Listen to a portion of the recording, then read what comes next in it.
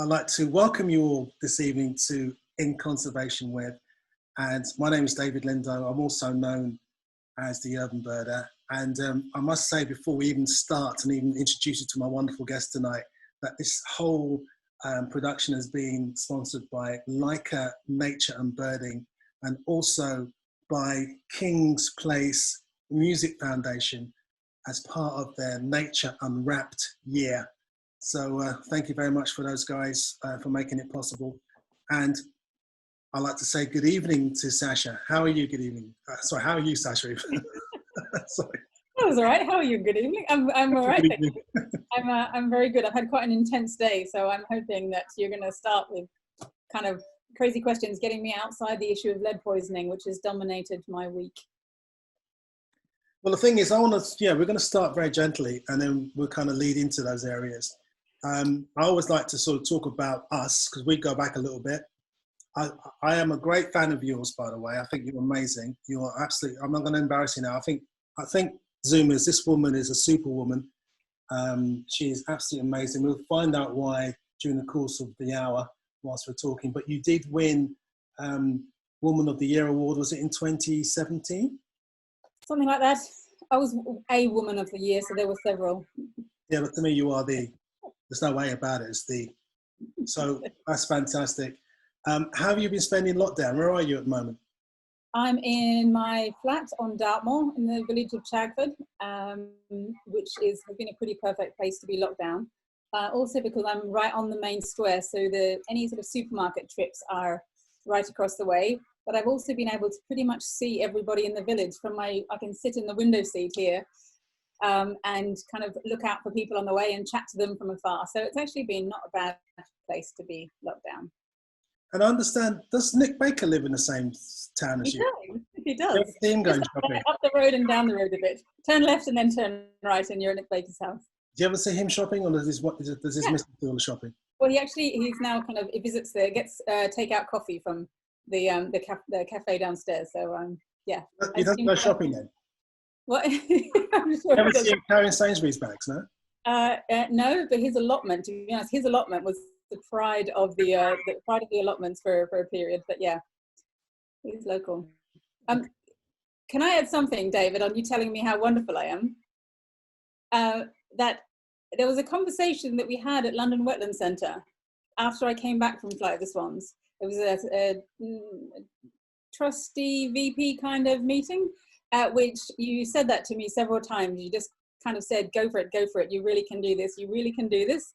And that was definitely a defining moment. So I've got to say, there have been a few people in my life who said that when there's been kind of doubts. You've had a kind of big ambition and you've been left with doubts, and that's always led to something good. So whilst it's slightly embarrassing for you to say that in front of lots of people, to say it to me personally as you did, makes a big difference. Thank you. Oh, well, thank you. All right. Anyway, we'll move swiftly on. You are a conservationist, of course, and an adventurer. I love the fact that you're an adventurer, but you weren't actually born in these lands, were you? I wasn't to a British father and a Swiss mum, but I was born in the northern beaches of Sydney. If anybody has watched Home and Away, that was kind of the beach that's next door to us, was Home and Away, where Home and Away is filmed. Yeah. So very, very different to Dartmoor. I was more of a Neighbours man.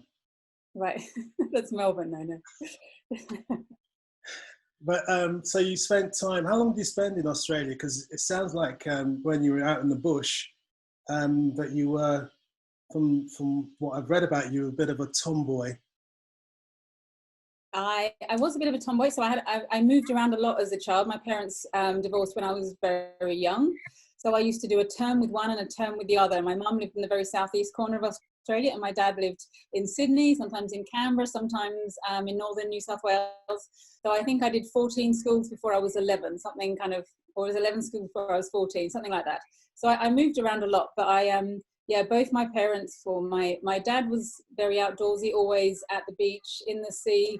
I'd go out with him spearfishing, where he would be spearfishing and he'd kind of leave me on the rock pools to explore for a while. But my mum moved, married a Dutchman and moved properly into the Australian bush, where we started off with a one-roomed.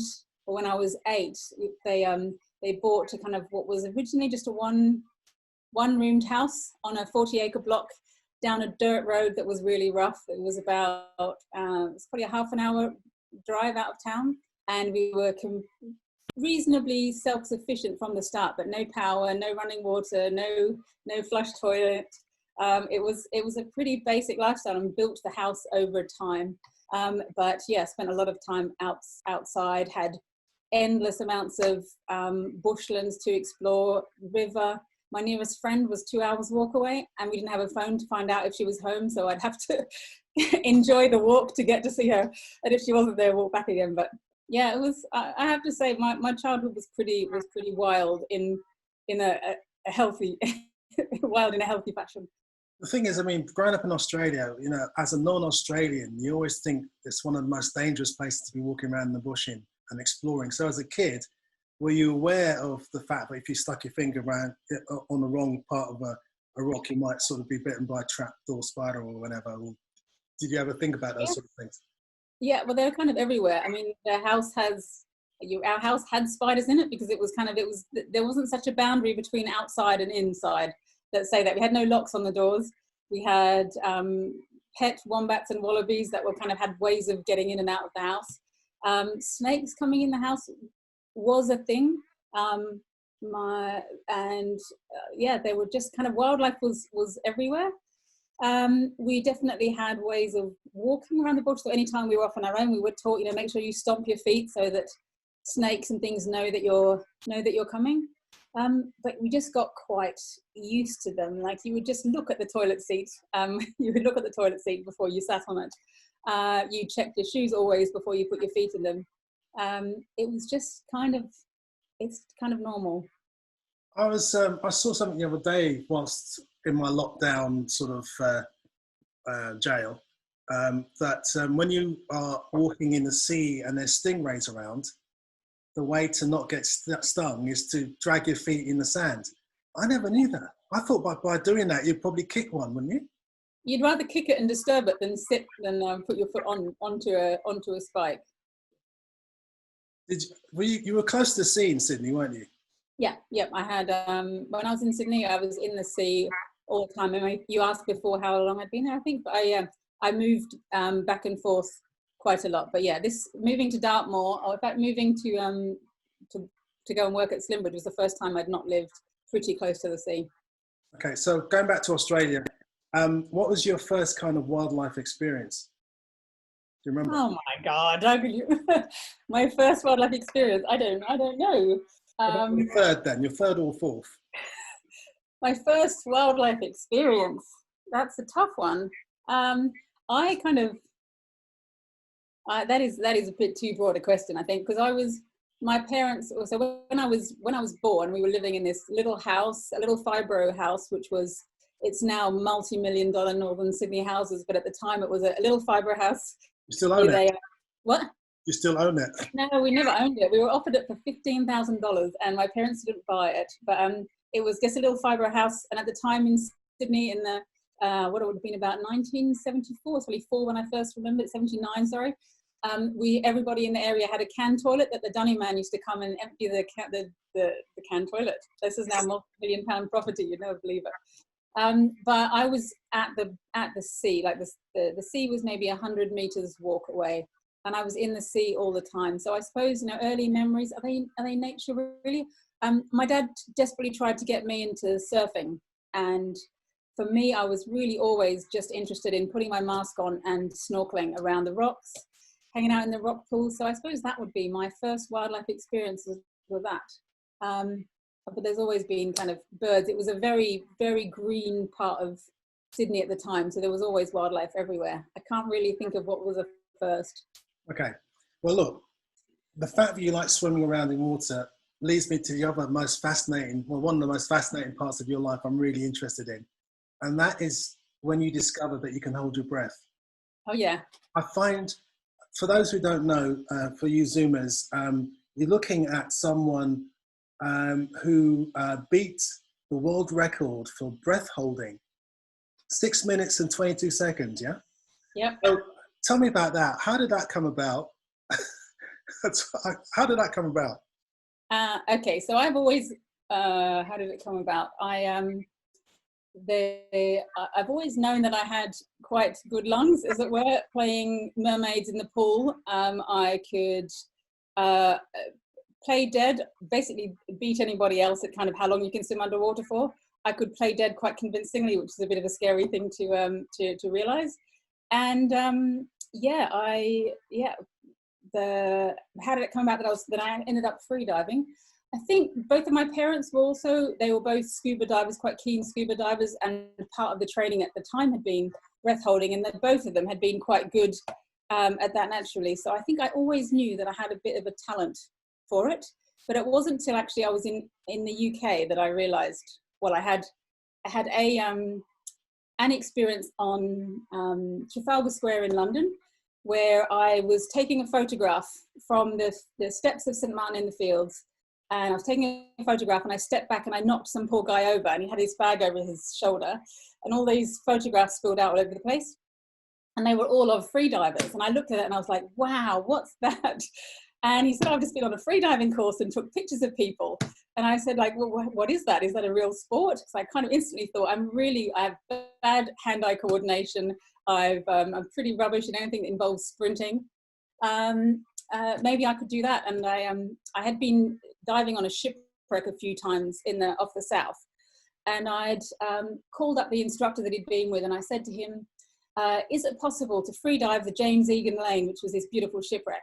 And he said, if you can hold your breath for 3 minutes, you can, or 2.5 minutes, you can free dive the James Egan Lane. So I sat there at the kitchen table and I did 3 minutes, 15 seconds, and I called him up and I said, okay, I'm on the course. And then during the course, I beat him in the breath hold, and he said, would you try out for the British freediving team? Like, the trials are in 2 weeks' time. And that was pretty much it. Within a few months, I was competing for Britain at freediving. And whilst I think I'm reasonably competitive, but that's sort of the international sports competition that was never going to keep me for very long.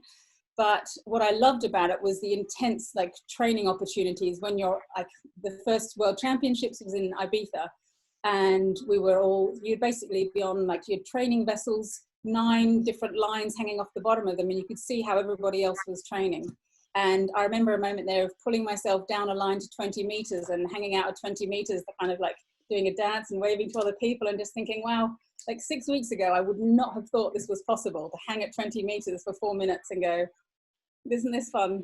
So yeah, it was a complete kind of eye opener. But then, like with everything, I was looking at it thinking, okay, this is a useful skill. I'm obviously pretty good at this. What can I use it for? And so that was it. I competed for Australia as well later, but that was the end of my competition. There's not enough sort of sponsorship in freediving at the time to make it any kind of a career. So it was an expensive thing to be in. But what you can do with the skill is what really interested me. Yeah, the mechanics of free diving is really interesting, because again, I was doing a bit of research on that in my bath. So basically, when you dive down, they say that the mammalian thing kicks in, where you kind of hold your breath, and is that right? You kind of automatically hold your breath, but there's only a certain amount of depth you can get to before you start having problems. Is that right? You might pass out or something. Well, there's kind of bits of right and bits of wrong in that. So there's, the mammalian diving reflex does exist, and it basically means that as soon as you start kind of breath holding and you go to any pressure, your heart rate slows down. So you can by default hold your breath longer. Your spleen will also release extra red blood cells over a bit of time. So you need to do a little bit of build up to it. But once you've got extra red blood cells, your blood can actually hold more oxygen as well. So there's that. There's a lot of other kind of complications, like why, for example, after a long dive, it actually helps to, if you start exhaling from about 1 meter, you're less likely to cause yourself to pass out from it's called shallow water blackout, but it's basically from the oxygen gets sucked back out of your blood because the gas space in your lungs really expands. So yeah, there's all sorts of interesting body adaptations and things that I learned over time. Like there's a bit of a jumps in your preparation. So after 4 days of constant diving, you notice there's a sudden jump in your ability. And then I found after another another 6 days, there'd be another big jump. And then you were at a level that was, you know, kind of you're on the top of your game, and you really do feel like another creature underwater. Your abilities are pretty impressive. Wow. Well, I'm not one for swimming at all, actually. And when I do swim like Man from Atlantis. So I'm underwater. Have you ever had a monofin? Is that what you mean with your 2 feet together? Yeah, just like that. Have you ever had a monofin on your feet? Because that is pretty impressive. Really? No. Yeah, when you have a monofin on your feet and you get the movement just right, you really can kind of glide through the water, and it makes a big difference as well. We should do that sometime in a pool. Yeah, or next time I go to Brighton, maybe. Okay, so after doing all that wonderful stuff, and also you co-founded the volunteer group Eco Divers. Yeah. So what's that? So it's a bit of a cheesy title now, I think it sounds, but that was basically, I was living on the shores of, living on the Sydney coastline in a flat overlooking Manly Harbour, and you can see lots of wildlife coming through. And I was basically diving or free diving pretty much every morning and evening after work. And I just started noticing lots of issues that I was like, God, there's got to be a way of stopping it. And so I started investigating lots of different issues and realizing that just by like taking videos and photographs of them and showing them to media, to politicians, to others, you could start getting a conversation together about changing them. But they were pretty simple things, like the seagrass beds were being totally destroyed by holiday makers coming with their yachts and dragging the anchor through. And so I was building up a bit of momentum at this and started talking to local divers about, rather than doing your like diving for fun at the weekend, how about coming and like doing surveys of different kind. It was just as fun diving, but with a bit more of a purpose. And you had something to do with your camera that people were spending lots of money on. I was also surveying the shark nets, and there were quite a few shark nets, and they moved them around Sydney beaches. So we needed more people to go and look. And within a few weeks, we had nearly 50 divers in the club. And as part of the club was a Thursday evening bar Sacha, where someone would give a talk at my house and people would sit around and have a barbecue. That was quite a lot of people in my 2-bedroom flat. But yeah, it just took off because we were offering something more interesting to do with your hobby. And did a lot of cleanups, did lots of record-breaking cleanups for the amounts of plastic that were in Sydney Harbour. We used to go to all the popular fishing sites and show the fishermen the kind of mat, some areas that the entire sea floor, sometimes it was in fresh water, was completely matted with fishing line. So once you show them video of like, you stick it in your hand, it's not like, it looks beautiful, it's a national park on the outside, but go underwater and there's like a mat of fishing line and hooks and things underneath. It just kind of opened people's eyes up and made them think slightly differently about it. But I always tried to do it in a way that wasn't particularly aggressive. There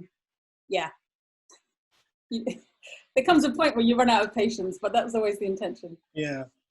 You seem to have a connection with water, from what I can see in your life. I've always felt like my home.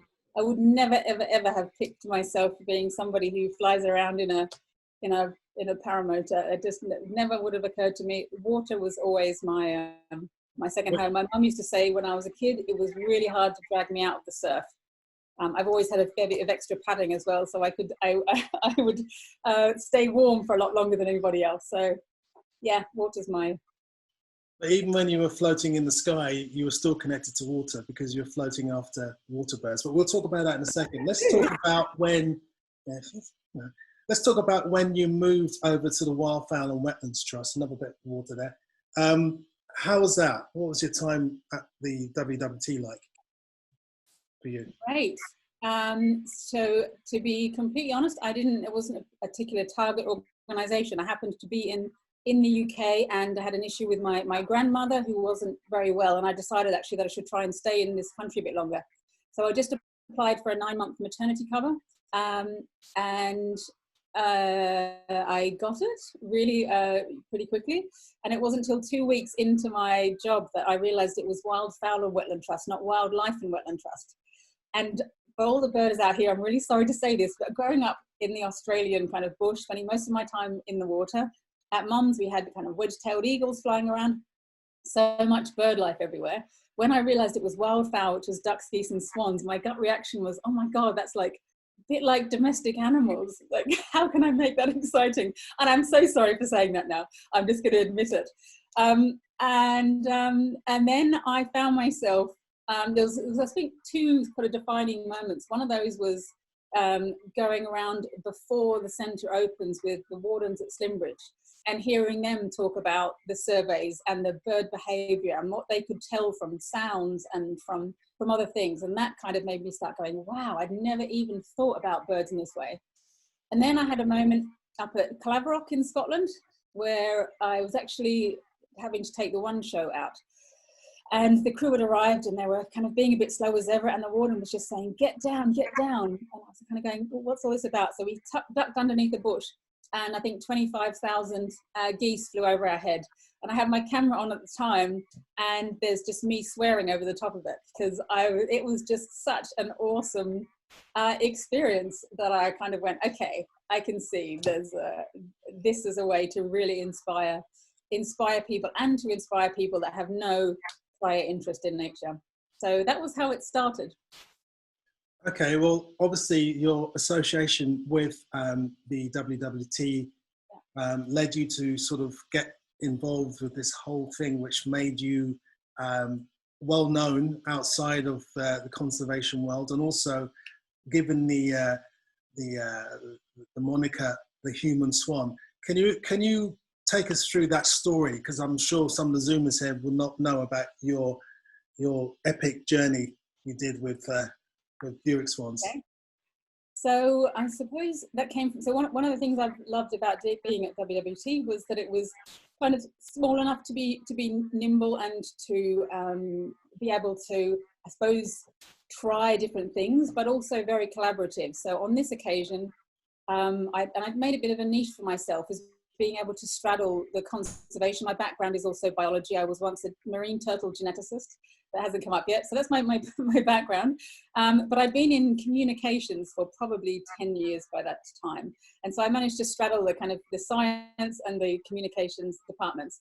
And I had, so I'd been asked to help all the different swan researchers figure out how to get the different target audiences. So there were different threats for the swan in all the countries from Russia to the UK. It was kind of hard to get through to the main people that we needed to help. So the threats were around hunting, they were around power lines, farming issues, etc. How to get all those people interested enough to take part in helping us limit those threats to try and get the swan numbers back up again. So it was basically, how could I help get them to more meetings, write letters to all these people. And I just sat there listening to all of the problems, which are pretty depressing. The population was going down pretty fast. And I just looked at it and thought, God, I grew up in a hunting community in Australia where I was in the bush. The reason we had pet wombats and kangaroos is because people would shoot one and find there was a baby in its wallet, in its pouch, and bring it to mum. So yeah, I realized I grew up with hunting communities, and most people are actually, they're pretty good people. You just have to approach them in the right way. So what is a story that's going to get their attention? And I just kept looking at the map, and I remember I mentioned that I was pretty new to bird conservation issues, and I kept just looking at this migration, the route, and thought that is a story that everybody is going to want to hear if you can find the right way to tell it. So yeah, I think considering the bird starts up in the Arctic, it's where there's the reindeer breeders live up there, the nomads. There is, I'm sorry, this is really unprofessional, I'm going to have to stick my charger in. It's where the reindeer breeders are, where the polar bears are, and a few months later they're back in the west of England. That's a pretty incredible journey, amazing different landscapes all the way, and surely you must be able to bring that to life. And so I looked at the options of putting little cameras on the birds. I looked at the options of having a series of wildlife photographers in different ways, bringing it to life, but that had been done. And then when I was flying one day in the paramotor, I realized I was doing the same speed as the birds we were tracking going across the English Channel. That's where you get a direct line and you can assess the speed most easily. And then I started to think, oh my God, could you actually just fly the whole route with them?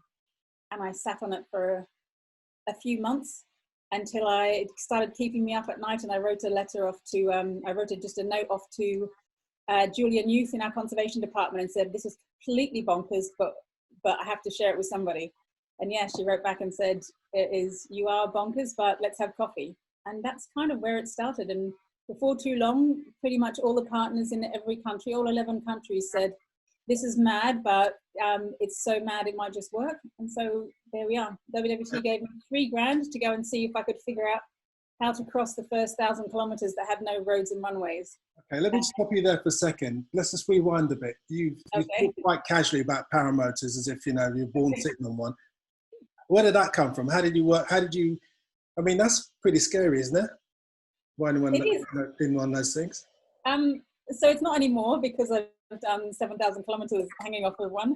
But a friend of mine showed a slide the other day, which I thought is probably the best description of it, where he's in Photoshop, he's cut out a picture of a child on a swing, and then he's just put that across a landscape which is about 500 meters below. And that's kind of what it feels like, hanging on a swing quite a long way up in the sky. So it took a long time before I was really comfortable doing it.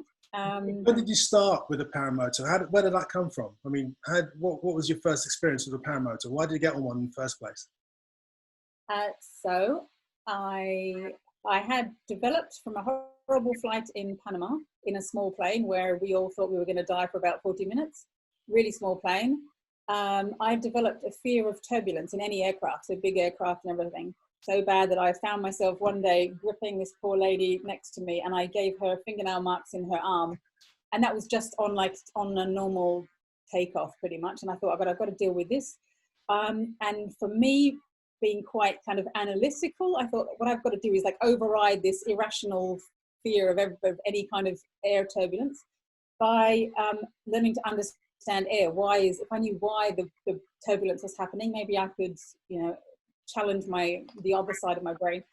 And so yeah, I tried a few different aircraft, but they were too complicated. And I looked at a paraglider and thought, God, you know, it looks fragile, but you can check every single line. I can understand how it works. You know, I know basic flight and you're a pendulum, and I can check everything before I take off. And so that's why paragliding started, just to get over the fear of flight, to understand air. And when you're in a paraglider, you can feel every movement because you're connected by all these strings.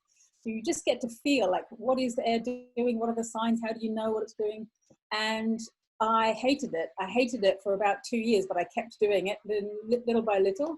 And then I found myself actually like trying to find a thermal and going up and having a bit more fun with it. And then I saw somebody with a paramotor and realized with a paramotor, you can go anywhere. You don't need to go up on a hill to take off. You can find any farm or anywhere. And that is any piece of land where someone's happy for you to run a few steps along it. And you can carry an aircraft in your back. But the best thing is you can fly when it's dead still in the morning, in the evening, when the light is beautiful. And as I was head of media production for WWT, and needed to showing wetlands from above really puts them into context. People can understand what a wetland does when you can see how it's connected to the landscape. And so I just thought, for aerial photography purposes, this is incredible. So with that, I set off to try and learn paramotoring. I went through 3 instructors that were all awful until I found one that I thought was good. And there we are. I haven't looked back. Best thing I've ever done. I don't know why everyone doesn't have one in the back of their car. Yeah, you make it sound so casual. You must have, you know, you've got balls, as they say in the trade, to do that, because I don't think I could. You know, I find it bad enough trying to go on those swings in the assault courses, you know, 20 feet above the ground. So to sit on one of those things, have you not had any hairy moments? I mean, obviously you did have one on the way with the Swans, but I mean, did you have any hairy moments before? Lots, but I'm really cool. So it sounds casual now, but when you think about it, I started all this learning like 10 years ago. So it was slow, 2 years, like not having unfun experiences paragliding. And then with the paramotoring, from when I learned, I paid for a one-on-one for 10 days and pretty intensely asked him to tell me every accident he'd ever seen. Because I said, I won't remember your process, but if I make a visual image of what happens when you start the paramotor on the ground or do the other things that are really bad, I'll remember that. So I definitely wanted him to scare me a lot. And then for the first year, it probably helped that I'm female, so people kind of expect you to ask for help all the time. So for the first year, I wouldn't take off unless somebody else had just checked that I had done everything, would ideally comment on my takeoffs and landings, because I just didn't know what I didn't know. And there was no shame in doing that. And so I think I just became quite kind of confident, but really the thing that pushed me through the fear was knowing that I really, really wanted to be able to get aerial photography by that time. And I knew that could be really valuable. And in fact, the first time I ever flew completely solo was around Steert, the wetland that we were creating at Steert. It was when we were launching it. There was an MP, I'm not going to remember his name anymore, just nearby, who was being very critical, saying, this is millions of pounds wasted, it's useless, all this kind of stuff. And I thought, like, those kinds of arguments, they're best beaten by really showing people something that makes them go, wow. And so I wanted dawn images of the wetlands that we'd just created. And so yeah, at 6 a.m. I took off on the outskirts and did the most amazing series of images, which then got on the next day on the cover of quite a few of the national papers, and was definitely a kind of changed the dialogue on what was this, what was the value of this. It basically looked like this massive leaf bringing back life to a piece of land. And so yeah, it was, for me, what takes me over the stuff that's kind of fear is being quite analytical. I definitely am not gung-ho. I'm happy with the level of risk as long as I feel it's managed, but there needs to be an aim for it, otherwise there's no point. I struggle to fly. I don't tend to fly generally unless I've got a purpose to it. So going back to your purpose with the Human Swan, talk us through what happened. What happened? What do you mean? Yeah, with the swans. What was that? When you're following the migration of the swans, what happened? What happened in 3.5 months of my life? In 2 minutes, yeah. Lots of things happened. I mean, the main aim was to fly the migration with the swans. Obviously, the swans, there was, I think, 8, maybe 10 swans had GPS collars on them. The plan was always to leave when the first GPS collared bird left, and follow the route, go to the sites that the swans were using, and see what else you could, what other things you could figure out from the conditions of the places. What threats are they there at the moment? If any of the birds do anything unusual, what might that be for? So adding extra data that you can't get just from looking at Google images, which are static, and watching the tracks. But the real aim was to stop and talk to people. So, for example, Julia had already done a survey of some of the communities, an anonymous survey, to ask them, are you aware of swan shooting going on in this part of the world? A whole series of questions. So we knew that that was happening. What we didn't know was exactly why it was happening. So whether you could stop it, what could be the arguments, but also who are the influences in the village? Who do we need to be working with? And so that was one of my missions, was to stop and talk to people. So that's pretty much what I did all along the way. We would stop, and there were two other paramotorists with us. There was one Russian for the Russian stretch, and another taking images. But yeah, we'd stop in communities and pretty much have a chance to then talk to them. And people have imagined that when I land, it's a little bit of kind of, white woman coming in telling you what to do, but it's not like, that's kind of the opposite. What people see is somebody cold and shivering, blue-lipped, kind of messy hair, exhausted, landing out of the sky, and they instantly kind of want to know, whether I need help, firstly, and they grab you inside, wrap you up in skins, offer you a hot drink, and pretty much everybody wants to know, why do you care so much about the swans that you're prepared to do this? And at which point they're kind of asking, what can we do to help? So yeah, it was basically a really easy in to start having conversations with people, and that was how we've built up what is now the Swan Champion Network up in the Arctic, of people involved in hunting and in local communities. But yeah, we basically kind of repeated that all the way back to the UK with partners in every country, helping or discussing with us beforehand what are the main issues in this country, and that's what we would focus on. So yeah, media coverage, local media coverage, and talking to communities wherever we could. So yeah. You mentioned earlier that as a woman, you kind of expected everyone to ask you, you know, do you need help? What was it like as a woman when you landed in these remote communities? What was it like as a woman? Well, I mean, it's great. I mean, generally, it's the same here. When you land and people see that you're female, people are no longer kind of fist shaking and angry. They just assume that you potentially need help. There was lots of certainly in parts of in fact in all of Russia, the girls would always be like, "Wow, can girls fly?" I mean, that was a nice thing to be inspirational to girls, particularly in remote areas. But yeah, I just felt it meant people started with a feeling of empathy, and that was the perfect way of getting conversations going. Like it wasn't like you were absolutely zero threat to them, looked like a damsel in distress, and they were keen to find out, God, what is it that you care about so much that makes you do that to yourself? If it's that important to you, like, you know, what could I possibly do to help? And yeah, that's how we work. In your current guise as, in Conservation Without Borders, a charity you've set up, can you tell us about that charity? And also, obviously, you've got your next intrepid adventure, which is to fly with Ospreys. So can you kind of tell us what that is all about?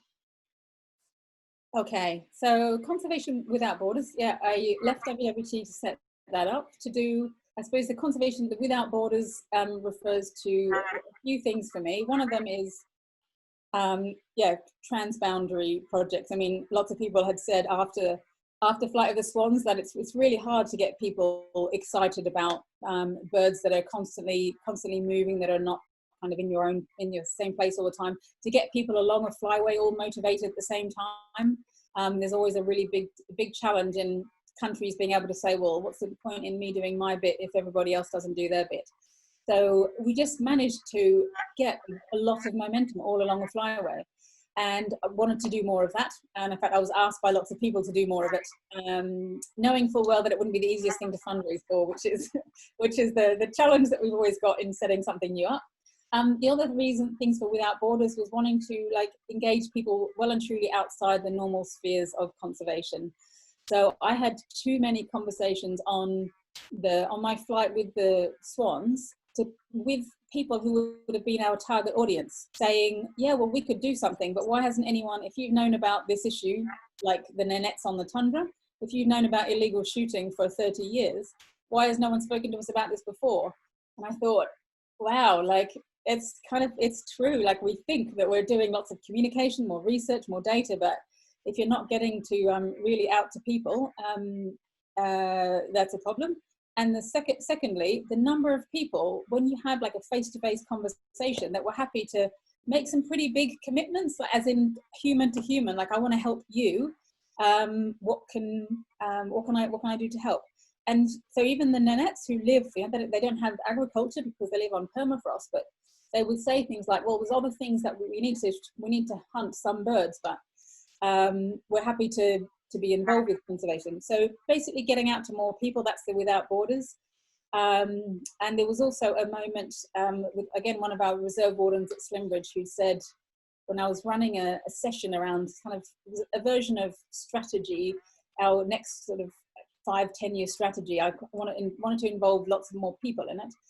And I basically asked them the question, in 25 years time, or whenever you're retiring, what would you like to be able to tell your grandparents, your grandchildren, that you achieved in your time working as a reserve warden? And one of the guys who's not far off retiring said, oh, in my lifetime, we've basically built fences around nature reserves, and everybody now assumes nature belongs in there and it doesn't belong anywhere else. And that was another moment of going, oh, ouch. I mean, I think somebody else has said that. It's been written other places, but hearing it come from somebody who actually felt personally quite bad about it, that was quite impactful as well. So I also kind of wanted to that was another inspiration behind it, and also involving more industries and things. So that's the principle behind it. And then what was the next question? The next question was, where does the Ospreys come into it? Okay, the Ospreys come into Choose play. Ospreys. Okay, so for a few reasons. One of them was I found myself giving a talk at the UN in Durban, so with people that work on this whole flyway, talking about Flight of the Swans, and there was a huge response to it, and lots of them saying, "Look, we need you to do more as a flyway, like join the rest of it up." So that was the first thing I started to look at this flyway. And then I had a wonderful moment up in Scotland with Roy Dennis throwing me around the dance floor at a ceilidh and then saying, "Please, can you do the same thing for the Osprey that you did for the Swans?"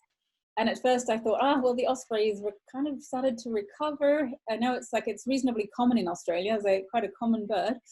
But the more I looked at it, I thought actually it's potentially a really good story. It's an impressive looking bird. People can recognize it reasonably easily.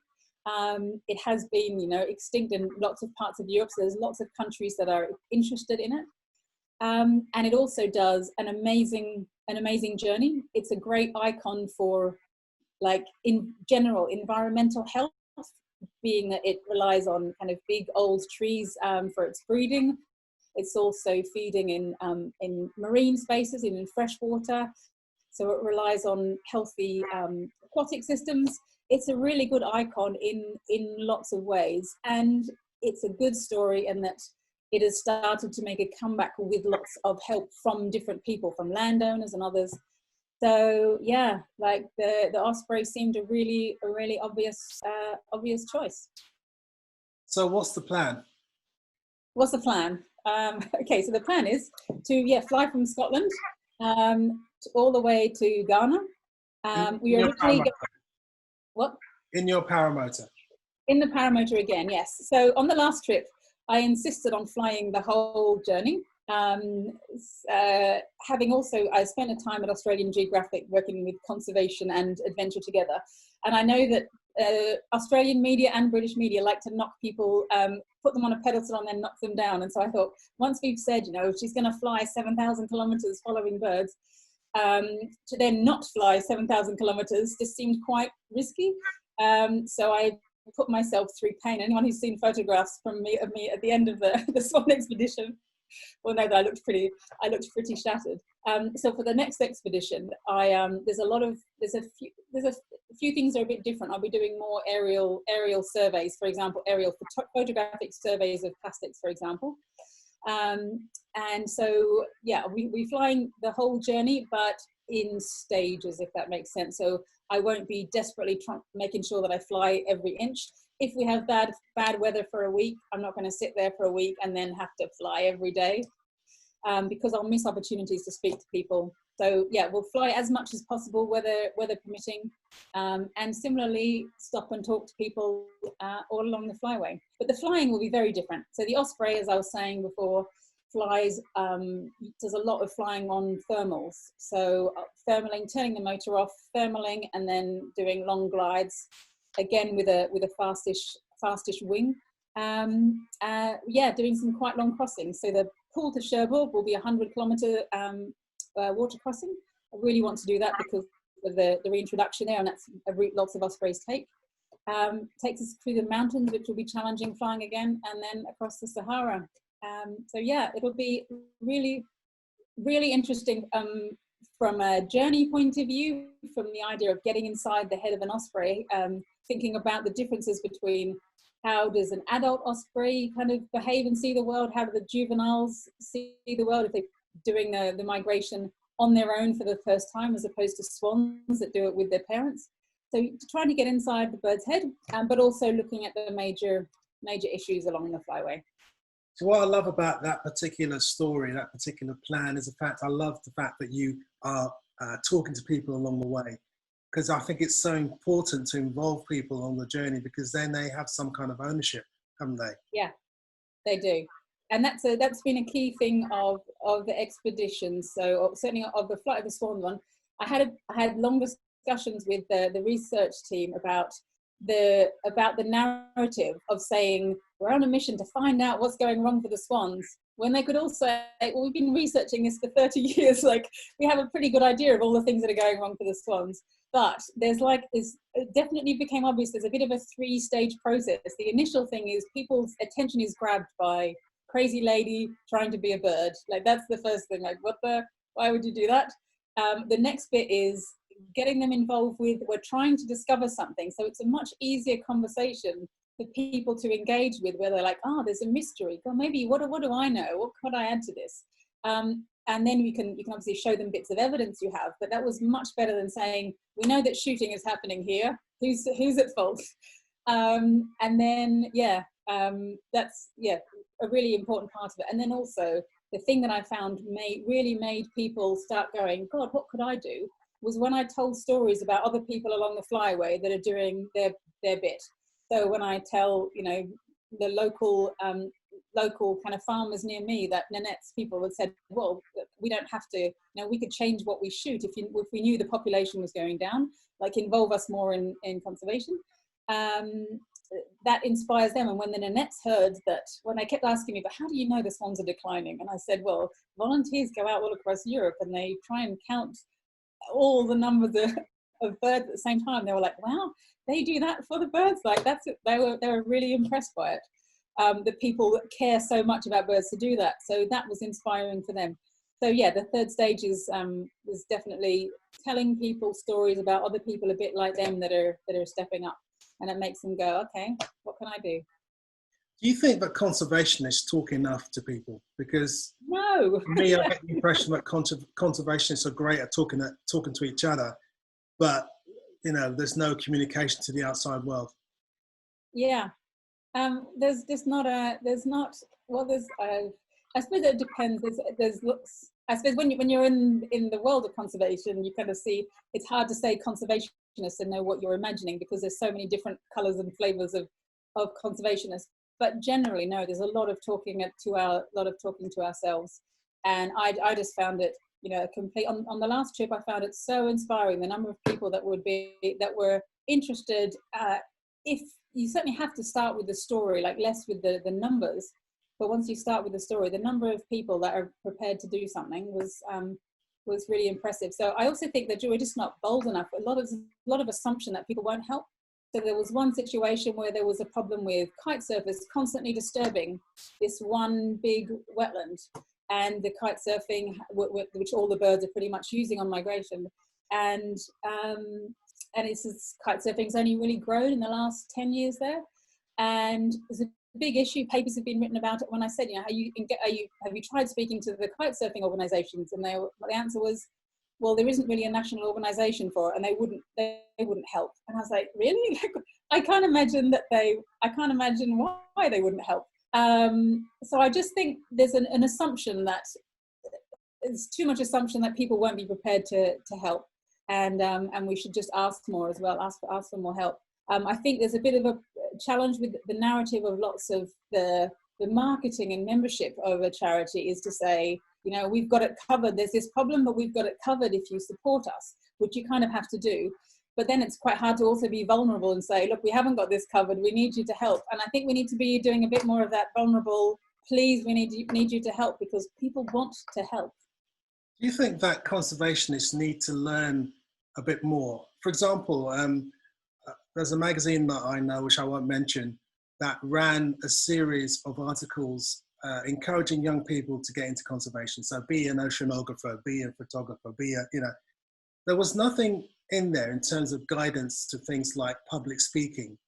And I remember writing to the magazine and saying, it's all very well you doing all that, but what about communication? If you are a scientist working on a project, you want to be able to then relay that to lay people in a language that they can understand and get infused by, and then help you.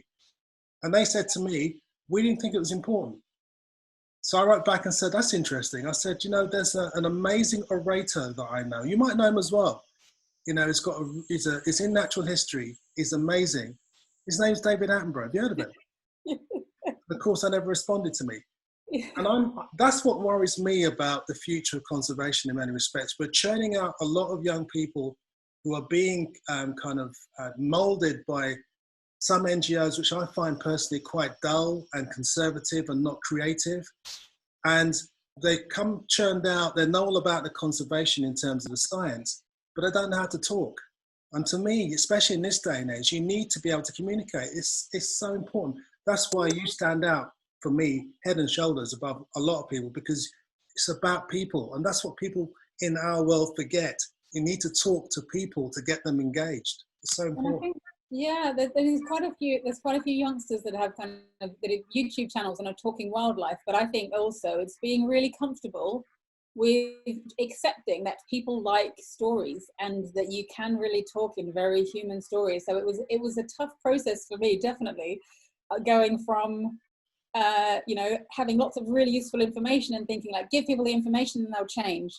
I did something like that with shark nets before. I basically analysed all the shark net data from all of the coast of the UK, of Australia, and like I had to get it for freedom of information as well. And it was really hard to get people excited about it. I was looking through it and going, look, this species, this species, this species of no threat whatsoever, no risk assessment, very little interest. As soon as I excuse anybody here who is has delicate sensibilities, we did a campaign with some friends of mine and Ron and Valerie Taylor, the famous kind of shark people who filmed the jaw sequences, where we basically had naked girls in shark nets mimicking shots of, yeah, exactly, mimicking, because people didn't care about shots of dead fish in nets either, because they're so used to seeing dead fish in nets. As soon as we had humans in nets, and then it was highbrow, it was run at the aquarium and things, suddenly there was a massive interest.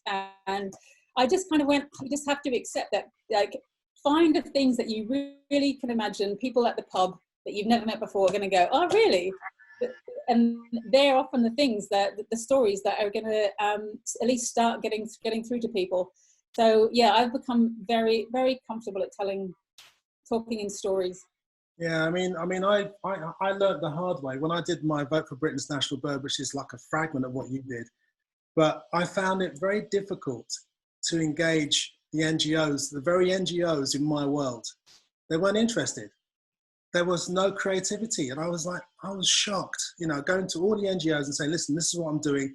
Join me. We can all get millions more members. They weren't interested. Yet, yeah. You walk outside of that world, you talk to, you know, corporate companies and stuff, people that you would never expect to be interested, and they were interested. So it's like a reverse scenario. You'd have thought that your own people would be behind you more than anyone else. So yeah, but they have to get it. And so there is a project I've started working on at the beginning of lockdown to find ways, as I've mentioned to you before, if that's what you were leading me to, a way of getting the kind of power of the ad industry, the power that makes people buy stuff like Coca-Cola that is not good for you, is expensive and is bad for the environment. How do you make so many people buy so much of that stuff? We need that power in the world of conservation, and if we can find a way of bringing those two together, I think we have huge impact. Absolutely. Now, Zoomers, we've been talking all night, myself and Sacha. So, anyone out there with a question for Sacha tonight? I think they're probably waiting for the after show bit. And there's some that popped up. No, I can't see anyone. Okay, well, we'll carry on for a minute. One more question before we... Oh, hang on. Shailesh has asked, at what altitude did you fly with the swans? And secondly, how fast would swans fly? Good question. Okay, so just to be really clear, I wasn't ever trying to fly near to flocks of birds. You could see them around, but I wasn't trying to fly next to any particular families or birds. It was, if they came and flew close, that was kind of up to them.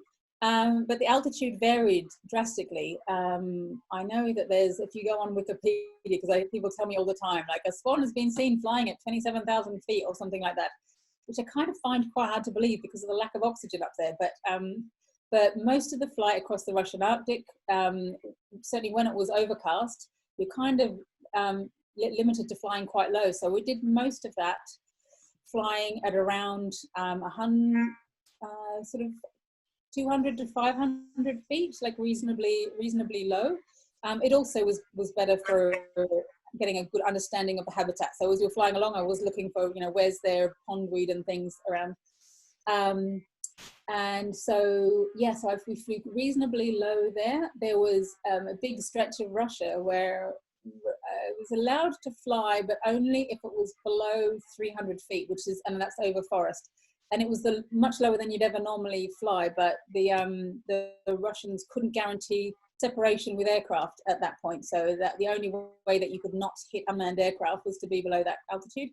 And the highest altitude I did was crossing the channel, just in case there was a motor failure. So that was 3,500 feet. And it was a pretty nice day, but it was freezing cold. I think it was minus 20 something at 3,500 feet outside. So yeah, varied quite a lot. Okay, Sue Alexander just asked if you visited communities, but we did actually cover that. So we did, didn't we? What did she ask, sorry? She asked if you visited any of the communities on the flyway. Okay, yes. Yes, we spoke about that. Gayatri says, how long have you flown in one go with the Swans without stopping? I didn't fly. The longest flight that is possible is about 3 hours, because that's when the fuel runs out.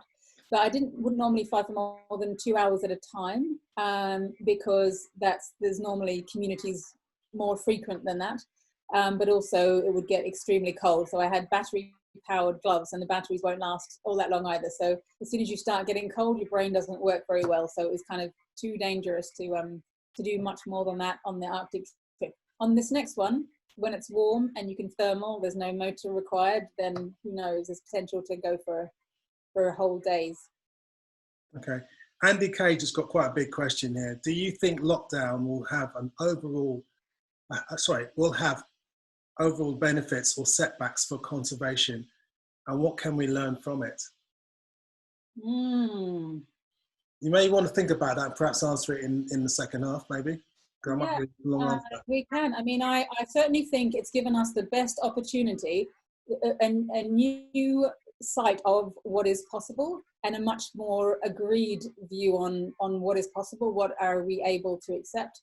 And I'm certainly making my best efforts to try and push it further. I mean, one of the things I didn't mention about Flight of the Osprey is that it's going to be connected to COP26. So it's basically, the migration of the birds is a perfect opportunity to, in the 4 months, so we're leaving August next year and get to Ghana in November.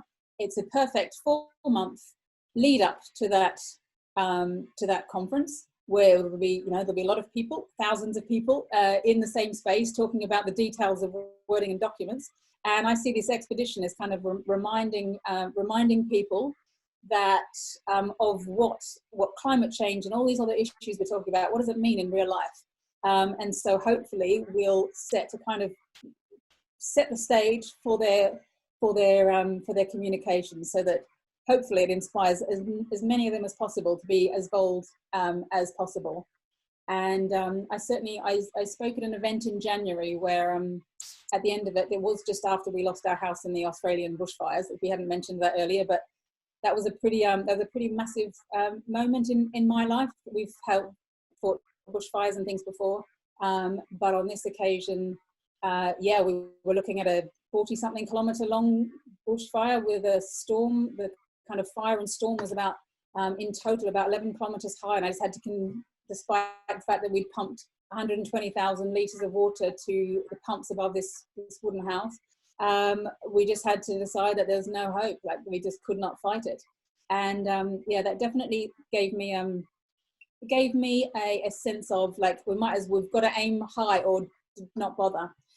So I seem to manage to convince corporates of the same thing as well. So my experience of that was giving a talk to 300 CEOs, and at the end of it, a few came up and said, look, we'd written down all our commitments on paper, and after you spoke, we ripped it up and said, God, we've got to be more ambitious than that. And I thought, if that's what I can do with the next expedition, then that's what we're really aiming to do for the climate change COP in Glasgow. Cool. Is that a good enough answer for you? Well, that sounds good enough to me anyway. Good. We're approaching the hour, so what we're going to do, there's some more questions here. Maybe we can do it in the after show party. It gives us something to talk about for 5 minutes anyway. Let me ask you another question, Sacha. Mm-hmm. This is a difficult one, okay? Oh, So no, think okay. very carefully about this. Yeah, you ready? Mhm.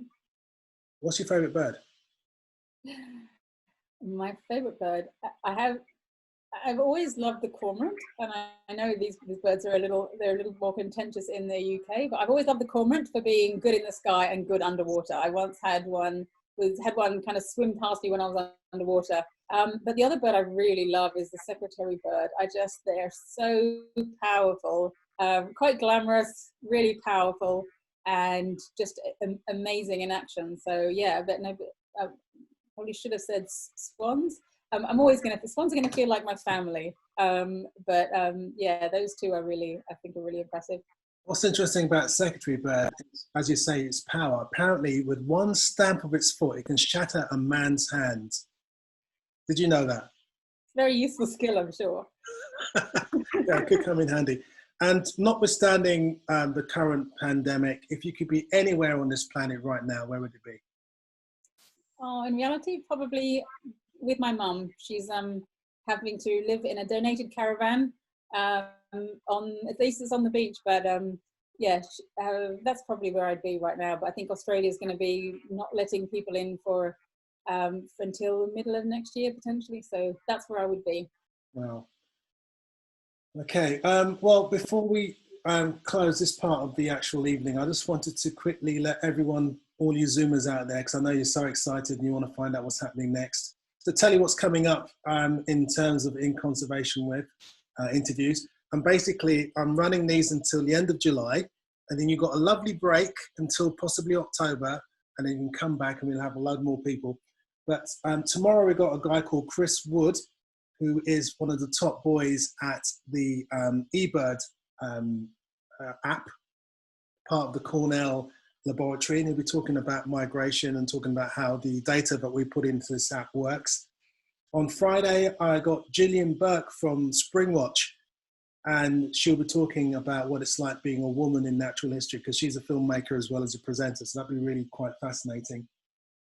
Next Monday, on the 13th of July, there's Chris Watson, who's been on before. Chris Watson is David Attenborough's sound man. Last time he was on, which was in April, the first time, we spent half an hour talking about the Droid division and music before we even started talking about natural history. So that should be quite interesting.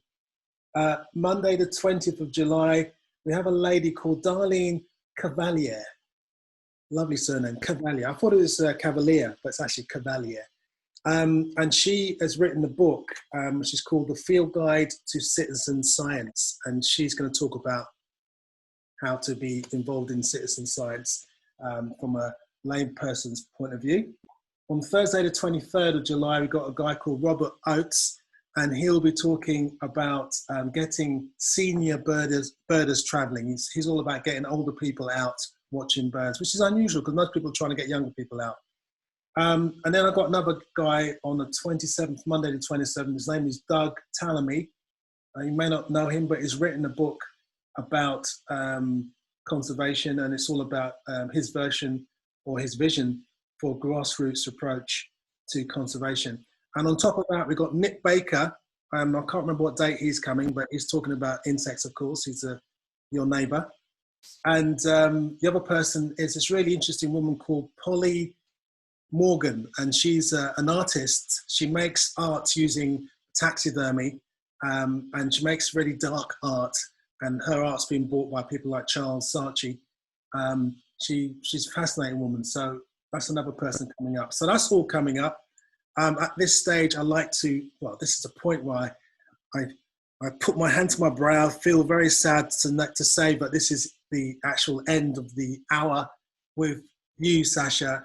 It's been an absolute delight to have you here talking about your work. I think you are amazing. Thank you very much. Thank you. And also, Zoomers, thank you very much. And one thing I need to mention actually is that I'm doing a walk with the Urban Birder happening. I am the Urban Birder, but it's called Walk with the Urban Birder, happening at King's Place in London on Saturday, the 3rd of October. And the tickets are available from that link on your screen. And that's on behalf, organised on behalf of the sponsor of this thing, which is called King's Place. They're called King's Place. And also thank you to Leica for sponsoring as well. So take care, you guys. Look after yourselves and everyone else. And don't forget to keep looking up. Watch out for Sacha.